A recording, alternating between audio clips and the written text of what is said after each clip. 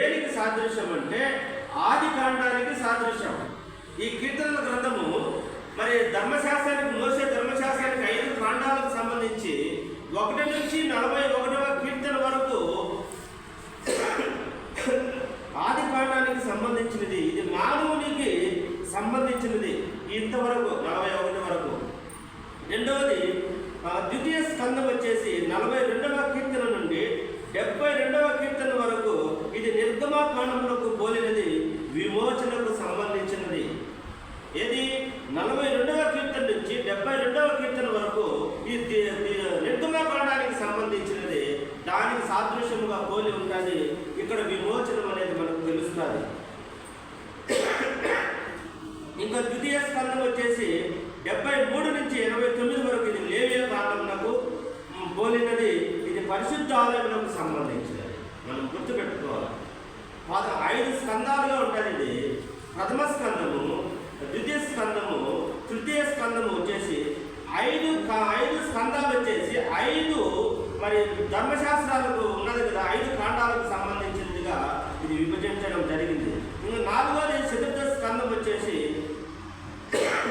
90 నుంచి 106వ కీర్తన వరకు ఇది చతుర్థ స్కందం వచ్చేసి సంఖ్యాకాండములకు పోలినది. ఇది అశాంతి ప్రయాణములకు సంబంధించినది. దీనిలో మోసే ప్రార్థన ఉన్నది. దేవుని వాక్యములకు ప్రాముఖ్యత ఇచ్చినది. ఇది ఇక 5వది వచ్చేసి పంచమ స్కందం వచ్చేసి 107వ కీర్తన నుంచి 150వ కీర్తన నుంచి వచ్చి ఇది ద్వితీయోపదేశ కాండములకు పోలినది. ఈ విధంగా కీర్తనలను 5 స్కందాలుగా మరి బైబిల్ పండితులు డివైడ్ చేశారు. 5 కాండాలకు దీనికి సంబంధించినారు. ఈ 75వ కీర్తనలో దేవుని న్యాయమును, పరిపాలన గురించి మనకు తెలుస్తారు. దేవుని న్యాయం ఎలా ఉంటుందో ఇక్కడ మనం చూడగలం. దేవుని న్యాయము ఏమి చేసినా మనిషి పట్ల అది న్యాయమే చేస్తాడు దేవుడు అనేది మనం నమ్మాలి. ఆయన అన్యాయం మాత్రము చేయడు. మన పట్ల ఏమి జరిగినను దేవుడు న్యాయం అనేది ఉంటుంది అనేది మనం విశ్వసించాలి. దేవుడి సంగమ జ్ఞాపకం చేసుకోవాలి. ఈ 75వ కీర్తన 4 నుంచి 7 చూస్తే అహంకారులకు హెచ్చరికలు ఇస్తా ఉన్నాడు. నువ్వు అహంకారంగా నడిచినట్లయితే ఒక హెచ్చరిక చేస్తా ఉన్నాడు దేవుడు. అలాగ నడవవద్దు అహంకారులను ఆయనకు చూస్తే ఇక్కడ మనము 75వ కీర్తనలో 75వ కీర్తన మనం చూసినట్లయితే ఇక్కడ చూసినట్లయితే 4 నుంచి మనకు చదవబడినాము. అహంకారులై ఉండకుడి, అహంకారులకు నేను ఆజ్ఞయించుచున్నాను. కొమ్ము ఎత్తకుడి, ఎత్తుగా కొమ్ము ఎత్తకుడి, పొగరు బట్టిన మాట్లాడుకుడి అని భక్తిహీనులకు నేను ఆజ్ఞయించుచున్నాను. పొగరు బట్టి మాట్లాడద్దు. ఎలాగంటే ఎలా పడితే నోటికి ఏదిస్తే అది మాట్లాడద్దు. అహంకారులకు మరి తిట్టుబోతులకు వీళ్ళకందరికీ ఒక ఆజ్ఞయిస్తా ఉన్నాడు. నువ్వు అలాగ ఉండవద్దు అని దేవుని వాక్యం ఇక్కడ సెలవిస్తా ఉన్నది. దేవుని ప్రియ సంగమ మనం జ్ఞాపకం చేసుకోవాలి. అహంకారంగా మనం ఎవరిని మాట్లాడకూడదు. అహంకారులు ఆయన అణచివేసే దేవుడు. ఆయన గర్విష్ఠుల యొక్క గర్వం అంచే దేవుడు. దీనులను పైకి ఎక్కించే దేవుడు. ఆయన దీనులను ఉన్నత స్థలముల పైన ఉంచే దేవుడు ఆయన. కాబట్టి మనం గర్వంగా మాట్లాడకూడదని ఈ ఆసాబు కీర్తన ద్వారా మనకు ఈ 75వ కీర్తన ద్వారా చెప్తున్నాడు. దేవుడే తీర్పు తీర్చువాడు. ఆయన తగ్గించును, ఒకరిని హెచ్చించుడంట. దేవుడు ఒకరిని హెచ్చిస్తాడంట, ఒకరిని తగ్గిస్తాడంట. ఎందుకు తగ్గిస్తాడు, ఎందుకు హెచ్చిస్తాడంటే వారి హృదయ గర్వాన్ని బట్టి వారిని తగ్గిస్తాడు. వారి సాత్వికాన్ని, మంచితనాన్ని బట్టి దేవుడు హెచ్చిస్తాడు. దీనులను, దరిద్రులను పెంట కుప్పల నుంచి లేవనెత్తేవాడు ఆయన. పెంట కుప్పలంటే ఒక అనగారిన స్థితిలో నుంచి పైకి లేవనెత్తే దేవుడు మన దేవుడు. యేసుక్రీస్తు ప్రభువు వారు ఆయన కృపా సత్య సంపూర్ణ గలవాడు. అటువంటి దేవుడు ఈరోజు ఉదయకాలంలో దేవుడు మనతో మాట్లాడుతున్నాడు. మీరు గర్వంగా మాట్లాడొద్దు, మీరు ఎవరిని తోలనాడవద్దు అని చెప్తూ మరి ఆయన ఒకరిని హెచ్చించేవాడు ఆయనే, వారిని తగ్గించేవాడు కూడా ఆయనే. ఏమి చేసినా ఆయన ఒక నీతి ఉంటుంది, ఆయన ఒక నియమం ఉంటుంది. అందుకోసం నేను 96వ కీర్తనలో ఓ మాటకు 96వ కీర్తనలో 2వ వచనం చూడండి. 97 సారీ 2వ వచనం చూస్తే మేఘాంధకారము 97వ కీర్తన 2వ వచనం. మేఘాంధకారము ఆయన చుట్టూ ఉండును, నీతి న్యాయములు ఆయన సింహాసనములకు ఆధారము. చూడండి, ఆయన నీతి న్యాయాలు ఆయన సింహాసనానికి ఆధారం అంట. ఆయన ఏమి చేసినా న్యాయం చేస్తాడు అనడానికి గుర్తు సాదృశ్యం ఇక్కడ. ఆయన సింహాసనానికి నీతి న్యాయము ఆధారములుగా ఉన్నాయి. ఆ నీతి తప్పిపోతే సింహాసనం పడిపోతుంది. అంటే ఆ సింహాసనానికి ఆధారమేవి. అటువంటి దేవుడు నీ పట్ల నా పట్ల ఒక విధంగా ఏమైనా జరిగింది అంటే అది మేలు కోసమైనా మనం గ్రహించాలా. దేవుని ప్రియ సంగమా, ఉదయకాలంలో కొన్ని సందర్భాల్లో ఏదైనా చిన్న సమస్య వస్తే అనుకునేది జరగకపోతే వెనుకకు వెళ్ళిపోతారు. ఒకవేళ పిల్లలు స్కూల్కి పోలేదని చెప్పేసి వెనకకు వెళ్ళిపోయే రకమైంది. ఏది దేవుడు ఏం దేవుడు ఎంత ఎంత మాటలు ఇవన్నీ. మనం చిన్న చిన్న విషయాలు. పిల్లవాడు స్కూల్కి పోకపోతే దేవుని తప్ప. నేను దేవుని నమ్ముతున్న పిల్లడు స్కూల్కి పోవాలి, తిరగబడతాడు. ఈ దినాలలో మనం కొన్ని విషయాలకే మనం దేవుని వదిలిపెట్టే పరిస్థితులు ఉన్నాయని ఒకసారి ఆలోచన చేస్తాం. దేవుడు ఏది చేస్తే మేలే చేస్తానని చెప్తూ ఆయన చూడండి 6వ వచనంలో తూర్పును నేను 75 తూర్పును నేను పడమటిను నేను అరణ్యమును నేను హెచ్చు కలగదు. దేవుడే తీర్చువాడు. ఆయన ఒకరిని తగ్గించును, ఒకరిని హెచ్చించును.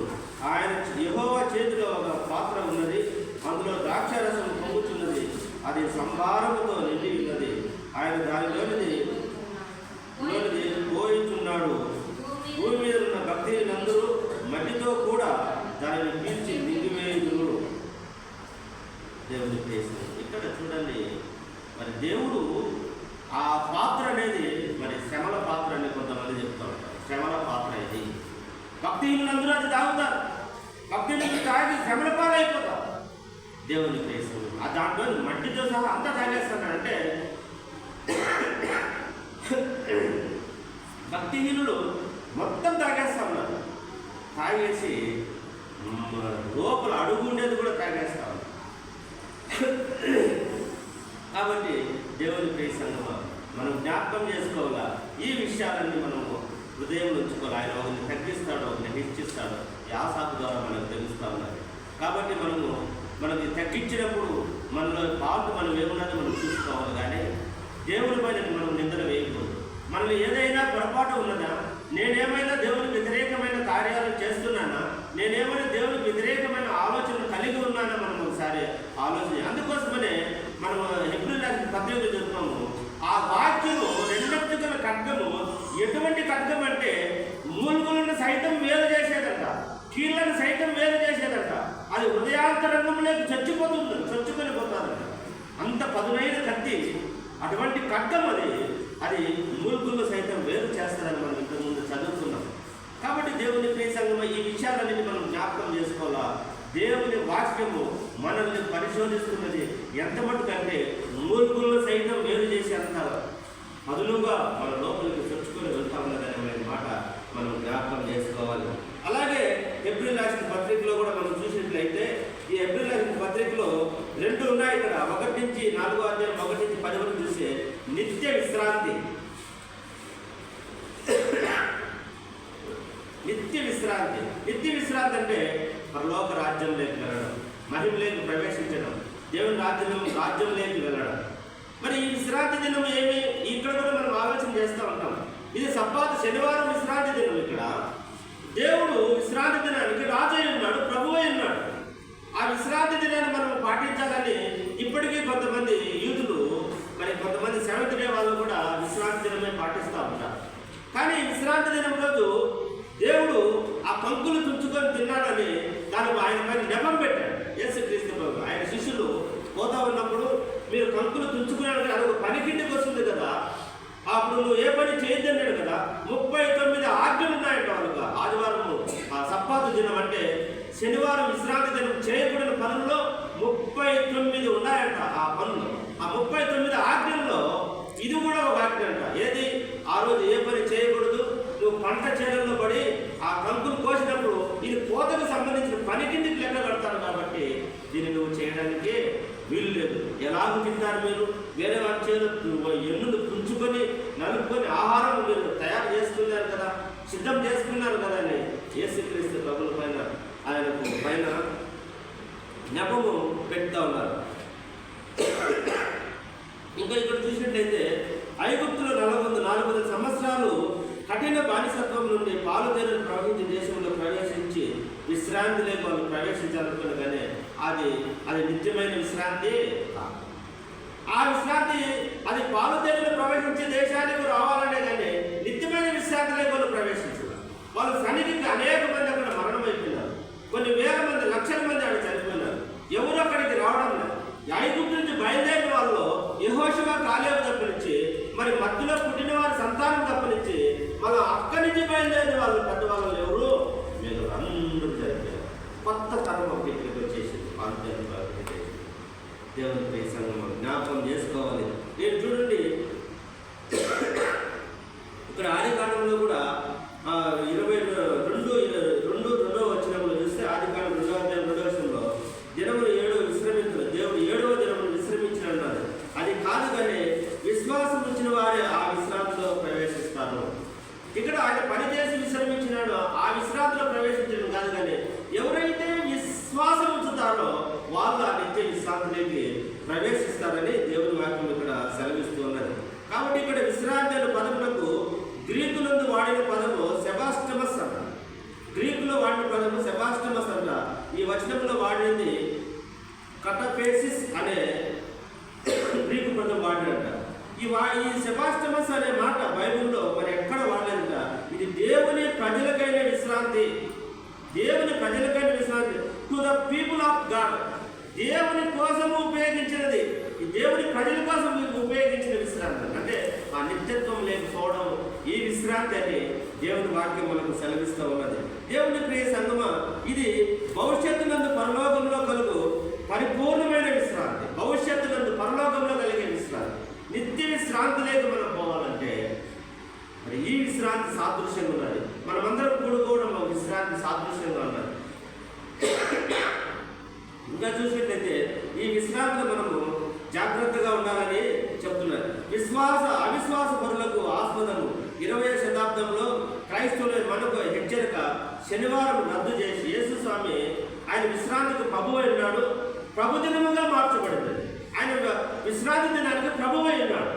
చాలామంది ఈరోజు శనివారమే చేయాలా, ఖచ్చితంగా శనివారమే చేయాలా, యూదుల మాదిరి మరి ఆదివారం కాదు అని చెప్తున్నాడు. మరి మార్కు సువార్త 2వ అధ్యాయం 27వ వచనం చదవండి. మార్కు సువార్త 2వ అధ్యాయము 27వ వచనంలో చూస్తే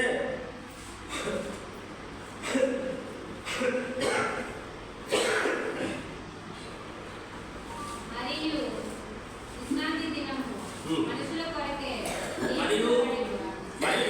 దినం మనుషుల కొరకే నియమింపబడింది కానీ మనుషులు విశ్రాంతి దినం కొరకు.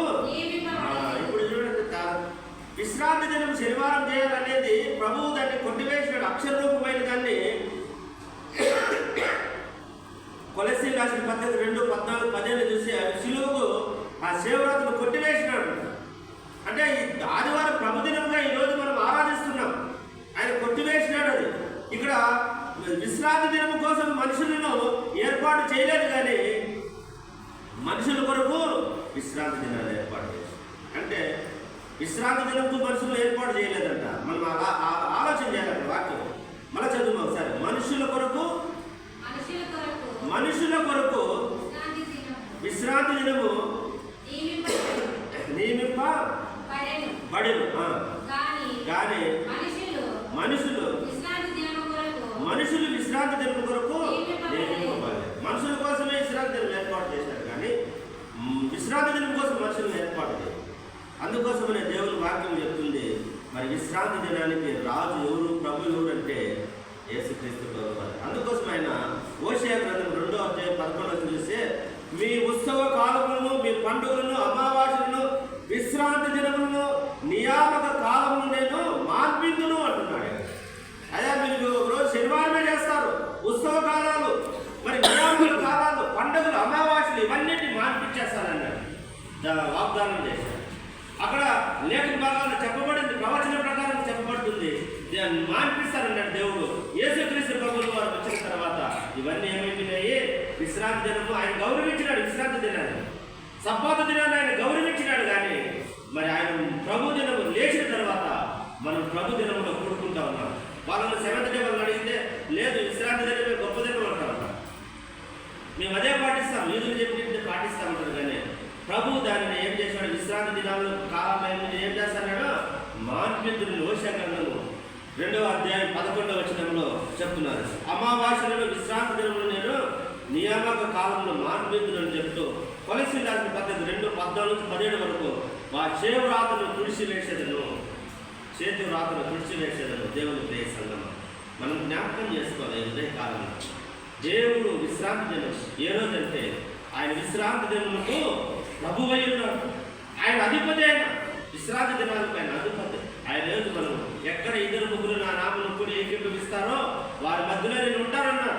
అమ్మ ఒక కాలం వస్తున్నది, దేవుణ్ణి ఆరాధించేవారు ఆత్మతో సత్యంతో ఆరాధించే కాలం వస్తుందని సమరాయశ్రీ ఏం చెప్తారు. ఎక్కడ ఆరాధించాలయ్యా? మేము కొండ మీద ఎరుషలేములో ఆరాధించాలా? ఇక్కడ శోభ్రోను కొండ మీద మాకు ఉన్న సమరయుల కొండ మీద మేము అక్కడ ఆరాధించాలంటే అమ్మ ఒక కాలం వస్తుంది. ఆ కొండ మీద కాదు, ఈ కొండ మీద కాదు, ఏ కొండ ఆత్మతో సత్యంతో ఆరాధించే కాలం వస్తుంది.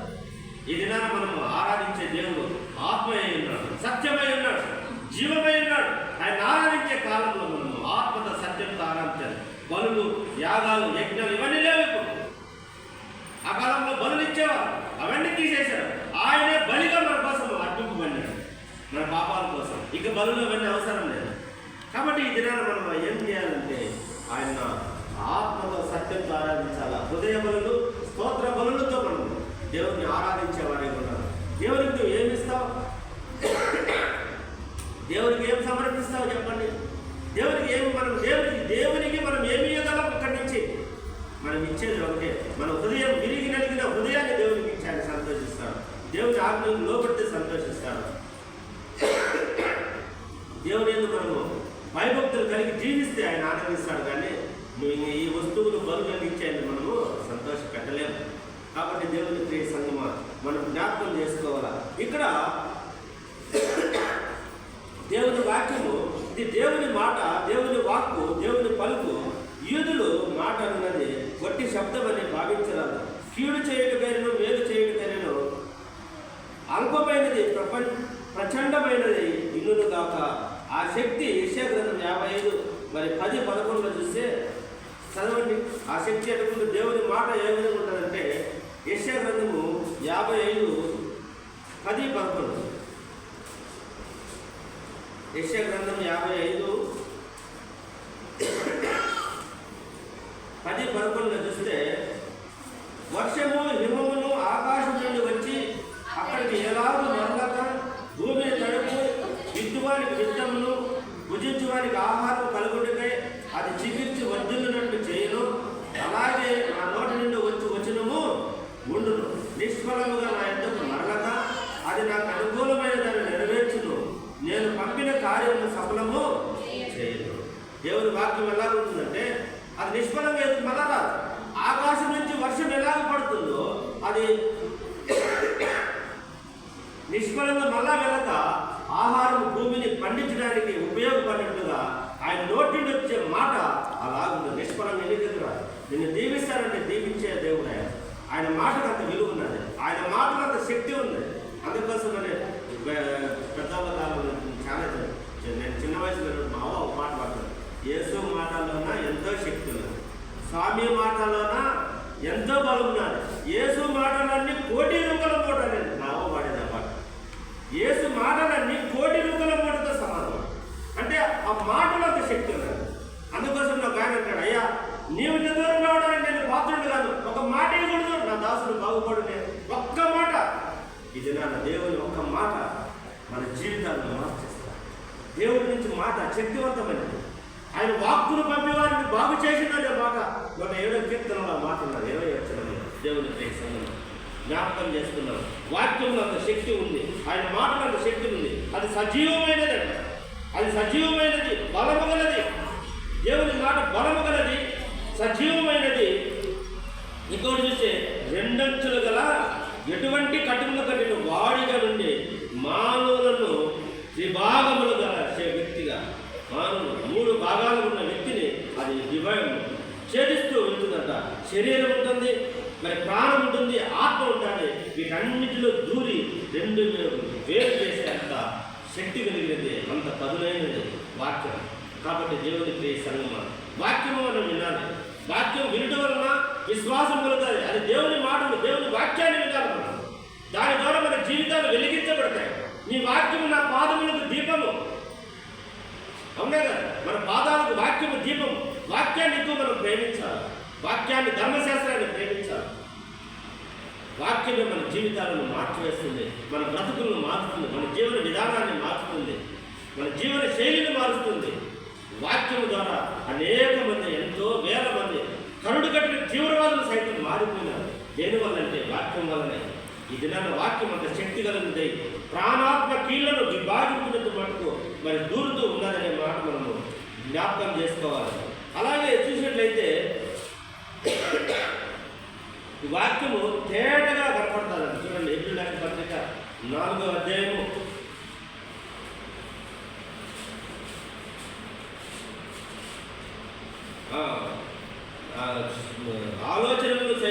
13వ వచనం చూడండి. మరియు ఆయన దృష్టికి కనబడు స్పష్టం ఏది లేదు. మనం ఎవరికి లెక్క చెప్పజేయలేదో ఆ దేవుని కన్నులకు సమస్తం మరుగు లేక తేటగా కనపడతాడు. ఈ తేటగా అనే మాటకు అర్థం వచ్చేసి 3 రకాలుగా ఉన్నదంట హెబ్రీ భాషలో. తేటగా అనే మాట గ్రీకు భాషలో టెట్రాకలెస్ అనే మాట, దీనికి కుస్తీ అనే మాట. కుస్తీ ఉన్నదంట చర్మము ఒలుచుట అంట, ఖైదీ మరి తప్పు చేయటం అనే మాట వస్తుంది. అంటే తేటగా అనే మాట అంటే చిన్నగా ఒలిచేయటం, అది చర్మం ఒలిచే అంట తేటగా కనపడతారు. తేటగా దేవునికి కనపడతా ఉంది. ఆ మాటను చూడండి ఎంత చక్కగా. ఆ దేవుని కన్నులకు సమస్తం మరుగు లేక తేటగా ఉన్నది. ఈ దినాన్ని మనం చేసే పనులు అన్ని దేవునికి తేటగా కనపడతాయి. మరుగు ఏది ఉండదు. మనం మరుగు చేయలేం ఆయన కన్నులు. మనం మరుగై ఉండలేరం. ఆయన హృదయ రహస్యాలను చోదిస్తే, ఆయన వాక్యము మూలుగులు సైతం వేరుపరుస్తూ ఉంటే మనం ఏడ ఆయనకు దాచిపెడతాం? ఎక్కడ ఆయన కనపడకుండా మన పాపాన్ని దాచిపెడతాం? దేవుని ప్రియ సంగమా, ఆయనకు మరుగైనది ఏది లేదు. ఆయన చీకటైనను చీకటి కాకపోవును, చీకటైన చీకటి కాకుండా ఉంటుంది. వెలుగుతూ మధ్యాహ్నం వల్లే కనపడతారు. ఇది నా జ్ఞాపకం చేస్తుంది. దేవుని ప్రియ సంగమా, జ్ఞాపకం చేసుకున్నాం. చూడండి, మరి దేవుని వాక్యము ఆలోచన హృదయంలో తలంపులను శోధించు. వాక్యానికి అడ్డం ఏది లేదంట. వాక్యానికి అడ్డొచ్చేది ఏది లేదంట. ఈ దినాన వాక్యాన్ని ఆపాలని ఎంతోమంది ప్రయత్నం చేస్తుంది. వాక్యం చెప్పకూడదని ఎంతోమంది ప్రయత్నం చేస్తుంది. వాక్యం పల్లెలకు తీసుకుపోతే అడ్డుకుంటా ఉన్నాడు. దాన్ని అడ్డుకునే శక్తి ఎవ్వరికి లేదని దేవుని వాక్యం చదివిస్తాను. నువ్వు అడ్డుకునే కొద్దికి ఎక్కువ విజృంభిస్తారు, ఎక్కువ ప్రబలుతుంది ఇంకా దేవుని వాక్యం. ఎందుకంటే అది జీవం కలిగినది, అది సజీవమైనది. దేవుడు సజీవుడు కనుక ఆయన పైన ఆయన జరిగిస్తూ ఉంటాడు. కాబట్టి దేవుని ప్రియ సంగమా, ఈ ఉదయకాలంలో దేవుడు మనం జ్ఞాపకం చేసుకున్నాం. ఇంకా సువార్త పాఠంలో చూసిన 12వ అధ్యాయం, పరిశుద్ధుడైన మత్తయి రాసిన సువార్త 12వ అధ్యాయం 1-8 చూస్తే ఇక్కడ సబ్బాతుకు ప్రభువు అనే మాట మనం చూస్తాం. మన విశ్రాంతిలో ప్రవేశించాలంటే మనకు 2 రకాల విశ్రాంతి ఈ లోకంలో. ఆ విశ్రాంతికి సాదృశ్యమే ఈ విశ్రాంతి లేదు. అది నిత్యమైన విశ్రాంతి. అది ఇది దానికి సాదృశ్యంగా ఈ లోకంలో మనం కూడుకుంటాం. ఆ విశ్రాంతిలోకి మనం ప్రవేశించాలి. ఈ విశ్రాంతి దినం మనం అవలంబిస్తే, ఈ విశ్రాంతి దినంలో దేవుడితో మనం గడిపితే, మన ఆ విశ్రాంతిలో దేవుని సమూహంలో మనము కూర్చోవాలి. మన అంశం అదే కదా, విశ్రాంతిలో ప్రవేశించడం. విశ్రాంతి దినం మరి విశ్రాంతి దినం ఎప్పుడైనా కాదు. మరి ఇప్పుడు ఈరోజు కోయట్లో ఏ రోజు పెట్టుకుంటారు విశ్రాంతి దినం? వాళ్ళు ప్రార్థన శుక్రవారం సెలవు కాబట్టి ఆడబెట్టుకుంటారు. ఇది మనకు కూడా వస్తారన్నారు. శనివారం పెట్టాలంటా ఉన్నారు, లేదంటే బుధవారం పెట్టాలన్నాడు. ఆ మాట అన్నాడు ఎలక్షన్ ముందు. సండేస్ లేకుండా తీసేసి వేరే వారం పెట్టాలి. మరి ఏమైందో మరి దేవుని కార్యాలు. సరే, ఏ రోజు పెట్టినా కూడా మనం ఆ రోజు సెలవు ఇస్తాడు. ఆ రోజు గుడుకుంటాం కదా. ఈరోజు ప్రపంచానికి అంత, మన భారతదేశానికి అంతటికి మంగళవారం సెలవు వచ్చింది అనుకో, మంగళవారం చర్చి పెట్టుకుంటాము. అంతే కదా, అందరూ గుడుకునేది ఆ రోజే కదా, ఇంటికాడ ఉంటాం కాబట్టి. అంటే దేవుడు ఎక్కడ ఇద్దరు ముగ్గురు నా నామమును ఏకీభవిస్తారో వాళ్ళ మధ్యలో నేను ఉంటాను కాబట్టి దేవుడిని ఆరాధించడానికి సమయం ఏమున్నది? ప్రకటించు సమయమునందును అసమయమునందును ప్రయాసపడు. దేవుని వాక్యాన్ని వినడానికి, దేవుని వాక్యాన్ని ప్రకటించడానికి సమయం అవసరం లేదు. ఏ సమయంలో అయినా, ఎప్పుడైనా నీకు అనుకూలంగా ఉంటే, నీకు ఆరోగ్యంగా ఉంటే, నువ్వు సమస్యలు వచ్చి జ్వరాలు వచ్చి బాధ లేదు, కానీ నీకు ఎప్పుడైనా నువ్వు దేవుని వాక్యాన్ని ప్రకటించవచ్చు, నిర్భయంగా ప్రకటించవచ్చు, దేవుని ప్రార్థన చేసుకోవచ్చు. దేవుని ప్రియ సంగమం. ఇక్కడ చూడండి, యేసు శాస్త్రులకు పరిచయులకు విరోధం ఆరంభమై శిష్యులు ఆకలి కొని వెన్నులు తుంచి తినని ఆరంభించడం వలన వీరు తప్పు చేసిన వారు కాదు. నీ పొరుగువారిని పంట చేను వచ్చినప్పుడు నీ చేనులో వెన్నులను తుంచినప్పుడు కానీ నీ పొరుగువారిని పంట చేను మీద పడవలు వేయకూడదు. మరి నువ్వు నీ శిష్యులు అవి తుంచుకొని తిన్నారే, అవి పడవలు వేయకూడదు కదా. ఈరోజు ఎందుకు చేసావు అమ్మ విశ్రాంతి దినాన? ఈరోజు దేవుడు చేశాడు విశ్రాంతి దినాన్ని మనం ఆ పనులు చేయకూడదని యేసు క్రీస్తుకు చెప్తే, యేసు క్రీస్తు వాటన్నింటినీ మీరున్నాడనే ఆయన పడలేదు. ఎందుకు? ఒకరిని బాగు చేసినాడు, ఆ రోజు విశ్రాంతి దినం. ఎందుకు బాగు చేసినాడు? ఈరోజు విశ్రాంతి దినం రోజైనా మళ్ళీ మీ గాడిదలు ఏమన్నారంటే, ఈయన ఒకటి అడుగుతా ఉన్నాడు, అయ్యా మీరు విశ్రాంతి దినం పని చేయొద్దంటే మరి ఆలయంలో కట్టలు కొట్టేవాళ్ళు, బలి అర్పించేవాళ్ళు, వాటిని చర్మాలు తీసి బలి అర్పించేవాళ్ళు, కట్టలు కొట్టేవాళ్ళు, బలికిచ్చేవాళ్ళు, నీళ్లు తెచ్చేవాళ్ళు, ఇవన్నీ పనులు కాదా? మరి పనులు చేయకూడదంటే విశ్రాంతి ఇవన్నీ పనులేంటి అని దేవుడు ప్రకటిస్తాడు. దేవుని ప్రేసను విశ్రాంతి దినాన్ని, ఆయన విశ్రాంతి దినానికి రాజు అయినాడు, ఆయన విశ్రాంతి దినానికి ప్రభు అయినాడు. ఆయనే గొప్పవాడు. ఆయన మోషే కంటే గొప్పవాడు, యెహోషువ కంటే గొప్పవాడు. ఎందుకంటే ఆయన దేవాది దేవుడు ఈ లోకంలో నరుడుగా జీవించాడు, దేవనరుడు ఆయన. కాబట్టి ఈ దినాన్ని మనం జ్ఞాపకం చేసుకుందాం. మరి అంతేకాకుండా ఆయన దృష్టి యాజకులు నిత్యం మందిర పనులు చేస్తారు కాబట్టి సబ్బాతు సైతం వాళ్ళు చేయగా వారు నిర్దోషులని మీరు ఎంచిద్దరే కదా, మరి మందలించనని వారికి వారు చెప్తారు. మీరు ఎన్ని చేస్తే వారు నిర్దోషించినారు కదా. ఈరోజు ఏం చేశాడు? దావీదు ఏం చేశాడు? సముద్ర రొట్టెలు తిన్నాడు కదా. దావీదు మందసంలో మరి అక్కడికి పోయేసి దేవాలయం లేవి ఆ మందసంలో సముద్ర రొట్టెలు తిన్నాడు కదా. ఎవరు? యాజకుడే తినాలా. మరి ఏనంటే తిన్నాడు అని దేవుడు చెప్తా ఉన్నాడు. అంటే వాడు క్రాస్ చేస్తాడు. ఆ రోజు ఆయన తిన్నాడు కదా దావీదు మహారాజు. ఈరోజు నా శిష్యులు ఈ వెన్నులు తింటే ఏమైంది? హృదయకాలంలో దేవుడు మనం చెప్తున్నాడు. మరి గొప్పవాడు సబ్బాతు కంటే ప్రభు అని చెప్పగా వారి కోపం మళ్ళీ హద్దు లేకుండా పోయింది. ఇవన్నీ చెప్పేప్పటికీ వారి కోపం ఎట్టయిపోయిందంట, హద్దు లేకుండా కట్టలు తెచ్చుకోవచ్చు.